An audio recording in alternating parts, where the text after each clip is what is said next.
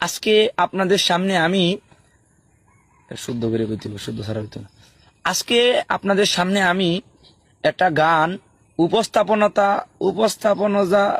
উপস্থাপনতা করব। শুদ্ধতা ইয়ে না মনে দেয় উপস্থাপনতা একটা গান আমি আপনাদেরকে কইয়াম। গানটা হইল গিয়া, গান করার আগে হালকা একটু ইন্ট্রো দিয়া নেই। হালকা বাতাসে লুঙ্গি আকাশে দেলারা চিনি সারা সান্নি ডগডগাইতাছে, কুত্তায় জমিনে কের কেরাইতাছে। তাইলে গানটা কইলাই।